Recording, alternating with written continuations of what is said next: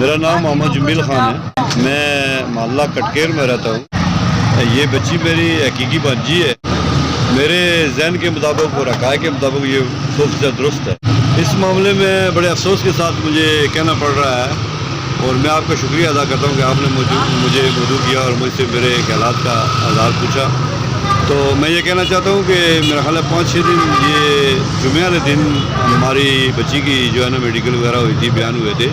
اس دن سے لا کے جمعہ، ہفتہ، اتوار، سوموار، منگل، آج 5-6 دن ہو گئے ہیں۔ ابھی تک تو پولیس کی کارکردگی سے مطمئن نہیں ہوئے، اس لیے کہ پولیس تو کہہ رہی ہے کہ ہم نے فلاں چھاپہ مارا، فلاں کیا، لیکن ابھی تک تو اس میں ہمیں کوئی ان کی آؤٹ پٹ نظر نہیں آ رہی ہے۔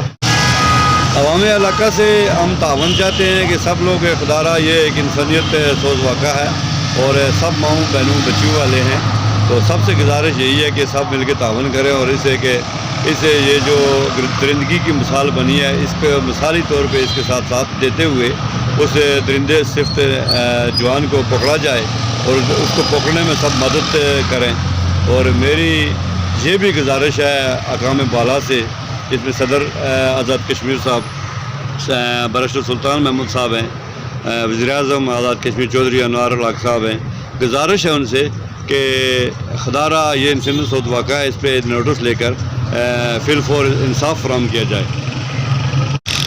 پولیس کی ملی بھگت تو میں نہیں کہہ سکتا، لیکن سستی ضرور نظر آ رہی ہے۔ البتہ ملزم جو ہے نا وہ پیشہ ور ہے، یہ جو سارے بھائی ہیں پیشہ ور تو یہ سارے ہی ہیں، کوئی کس طرح کا پیشہ ور ہے، کوئی کس طرح کا ہے، لیکن یہ پیشہ ور ان کا پہلی دفعہ ان کی یہ چیز سامنے آئی ہے۔